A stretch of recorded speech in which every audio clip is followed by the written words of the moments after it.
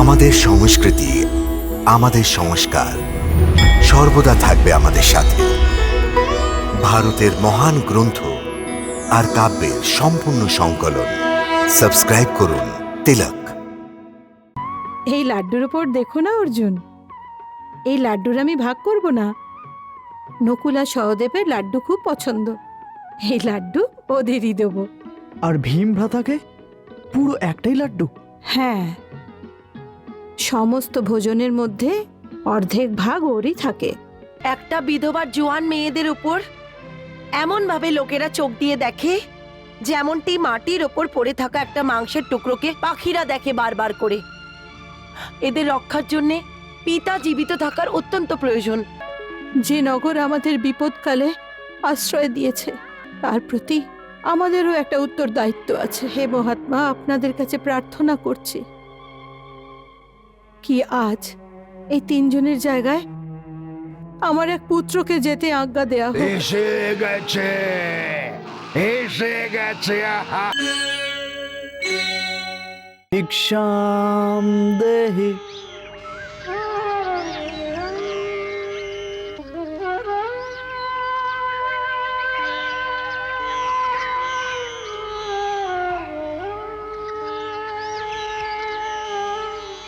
সুখে থাকো দেবী।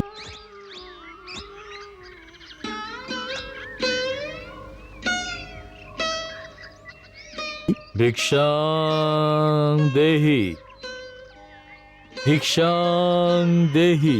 সুখী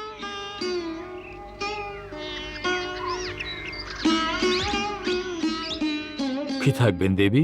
জ্যেষ্ঠ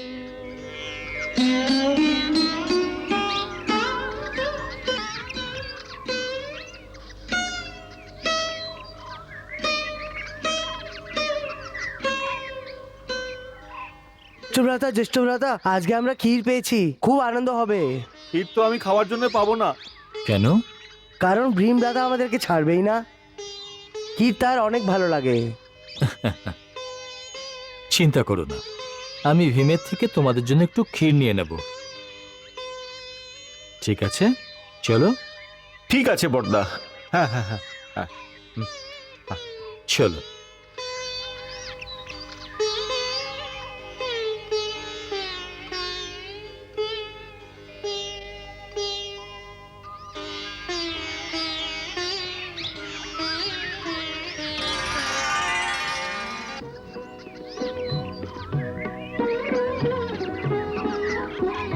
মা,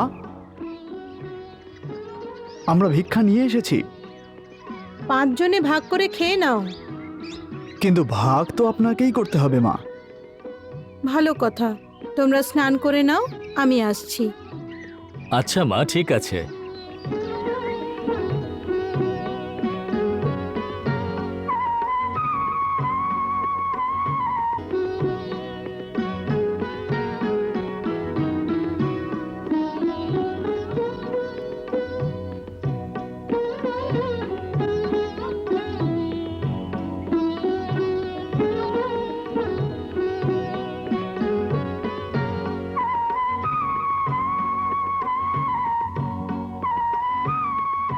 এই লাড্ডুর ওপর দেখো না অর্জুন, এই লাড্ডুর আমি ভাগ করব না। নকুল আর সহদেবের লাড্ডু খুব পছন্দ, এই লাড্ডু ওদেরই দেব। আর ভীম ভ্রাতাকে পুরো একটাই লাড্ডু? হ্যাঁ, সমস্ত ভোজনের মধ্যে অর্ধেক ভাগ ওরই থাকে। হ্যাঁ, আমার খাবারের ওপরে নজর দিও না, না হলে তোমার ভাগেরও খেয়ে নেব। অর্জুন দাদা, তুমি আমার লাড্ডুর ভাগটা নিয়ে নাও। ঠিক আছে ভ্রাতারা, আমরা ছোট ভ্রাতাদের ভাগ নিই না। আর বড় ভাইয়ের থেকে কিছু পাবেও না। ব্যাস, এই কষ্ট হয় মাঝের ভাই হওয়ার। এদিকে ছোটদের সাথে অন্যায় করতে পারবে না, অন্যদিকে বড়দের অত্যাচার সহ্য করতে হবে।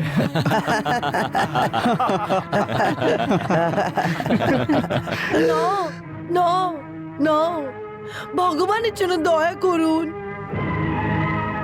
আমি বিধবা হয়ে যাব, আমার বাচ্চা অনাথ হয়ে যাবে, আমার জীবন নষ্ট হয়ে যাবে। দয়া করুন, কিছু তো দয়া করুন। এরকম অনার্থ করবেন না। আমার এই দশাতে দয়া করুন। আপনি আপনি এনাকে নিয়ে যাবেন তো তো আমার আমার বাচ্চাদের জীবন নষ্ট হয়ে যাবে। এখন এখন আমার মেয়ের বিয়ে পর্যন্ত হয়নি, আর আমার ছেলে এখনো ছোট।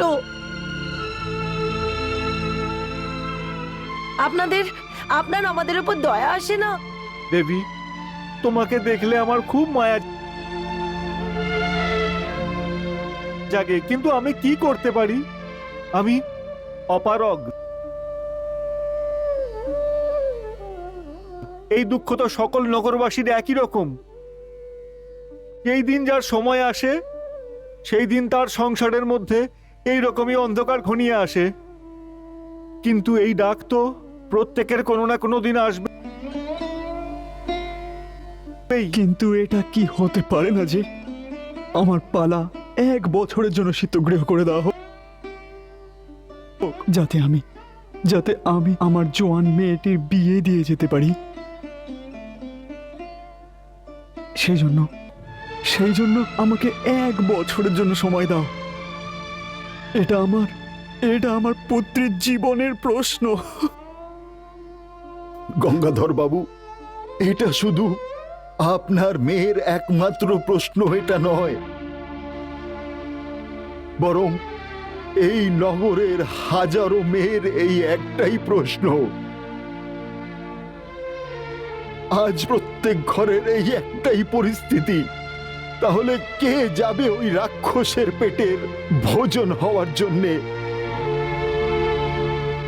গঙ্গাধর বাবু, আপনি নিজেও উপস্থিত ছিলেন সেই সভায়, যাতে ওই নরখাদক রাক্ষসের সঙ্গে একটা বোঝাপড়া করা হয়েছিল, যাতে উনি বলেছিলেন যদি নগরবাসী আমাকে 1 বস্তা আনাজ, 10 ঘড়া দুধ এবং একজন লোক প্রতিদিন খাওয়ার জন্যে যদি নিজে থেকে এসে দিয়ে যায় আমাকে, তাহলে কোনো নগরবাসীকে আমি কোনো কিছু বলবো না। কিন্তু যেই দিন আমি এইসব খাবার পাবো না, সেই দিন গোটা নগরের রক্তগঙ্গা ভাসিয়ে দেব।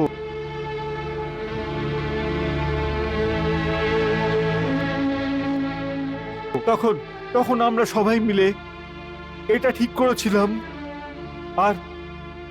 করেছিলাম যে আনাজ আর দুধের ঘড়া তো প্রতিদিন নগরবাসীরা যোগান দেবে, কিন্তু একজন ব্যক্তি নিয়ম করে করে প্রত্যেক পরিবার থেকে প্রতিটি দিন পাঠাতে হবে। মহাশয়, এখন প্রস্থান করার জন্য প্রস্তুত হন। না, হে মহোদয়, হে ব্রাহ্মণ শিরোমণি, আপনি তো আমাদের সমাজের অগুয়া হচ্ছেন।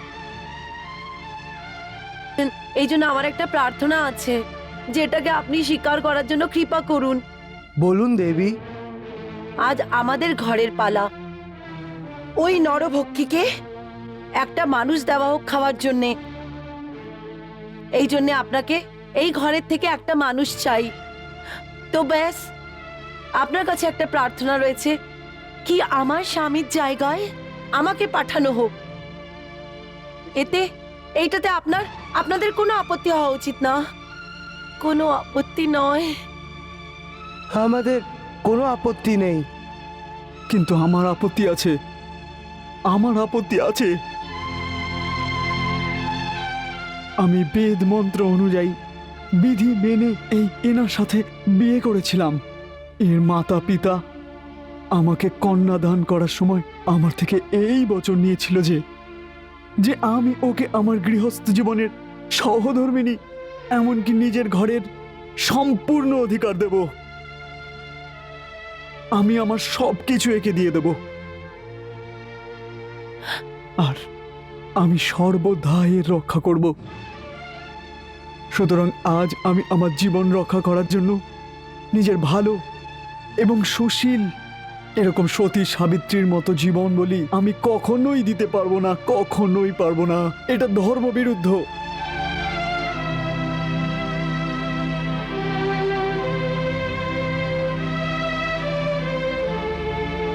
আপনি আপনাদের ধর্মের কথা বললেন, পরন্তু আমারও তো একটা ধর্ম আছে।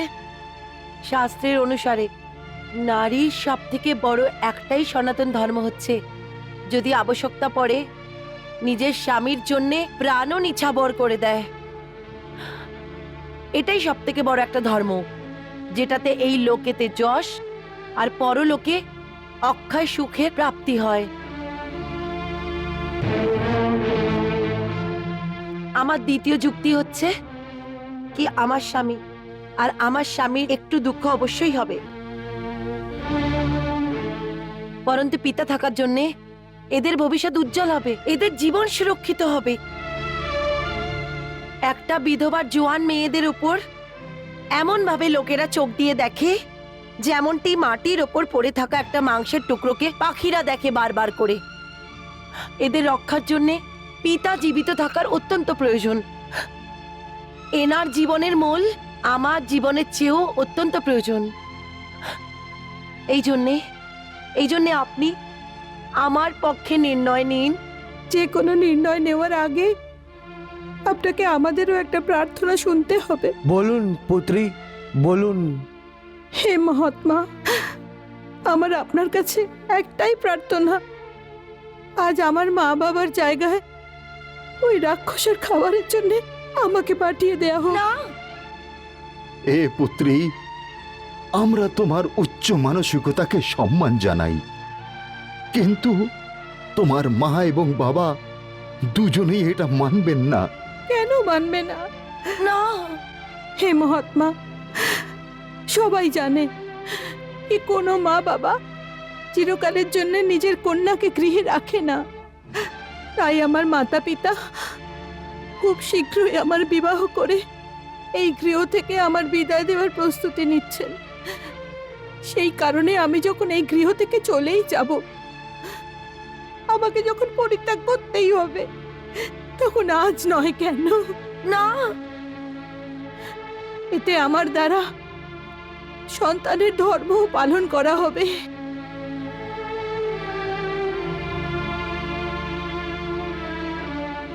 শাস্ত্র অনুসার সন্তানের এটাই পরম ধর্ম। এই সময় আসলে সে মাতা আর পিতাকে সংকট থেকে রক্ষা করবে।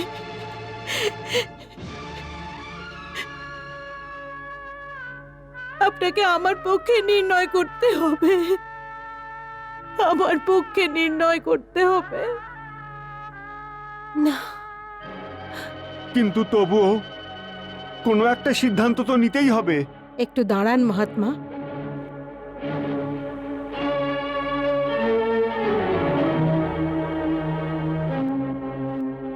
শেষ সিদ্ধান্ত নেওয়ার আগে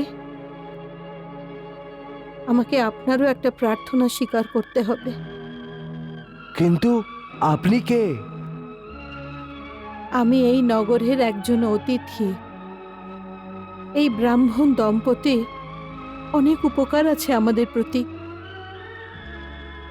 এনারা আমাদের নিজেদের গৃহে থাকতে দিয়েছেন। এছাড়া এই নগরের আমাদের প্রতি অনেক উপকার আছে। এই বিধবার সন্তানেরা প্রতিদিন এই নগরবাসীর থেকে ভিক্ষাও নিয়ে আসে, যার জন্য আমাদের জীবনযাপন সম্ভব হয়েছে। যে নগর আমাদের বিপদকালে আশ্রয় দিয়েছে, আমাদের প্রতিদিন ভিক্ষা দিয়েছে, তার প্রতি আমাদেরও একটা উত্তরদায়িত্ব আছে। হে মহাত্মা, আপনাদের কাছে প্রার্থনা করছি কি আজ এই তিনজনের জায়গায় আমার এক পুত্রকে যেতে আজ্ঞা দেয়া হোক। না না, এরকম হতে পারে না, এরকম হতে পারে না। নিজের রক্ষার জন্য শরণে আসা, নিজের রক্ষার জন্য শরণে আসা, শরণার্থীদের সংকটে ফেলা এমন একটি কঠোর পাপ যা পরম নিন্দনীয়।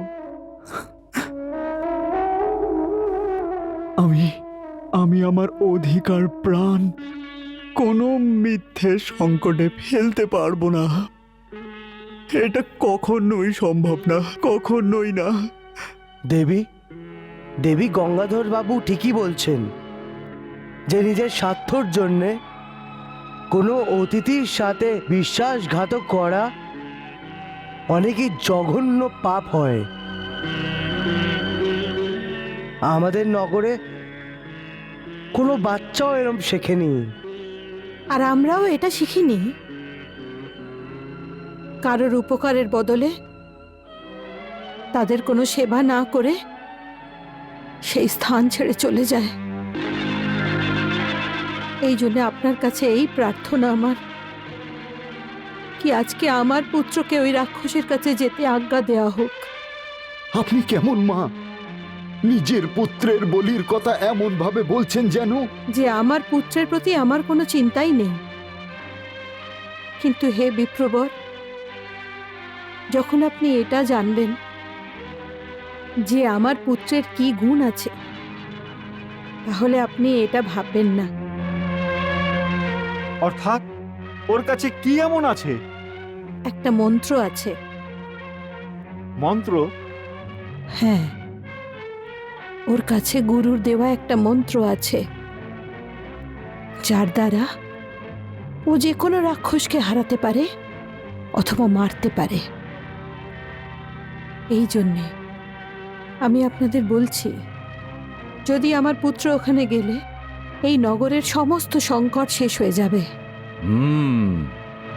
এসে গেছে, এসে গেছে।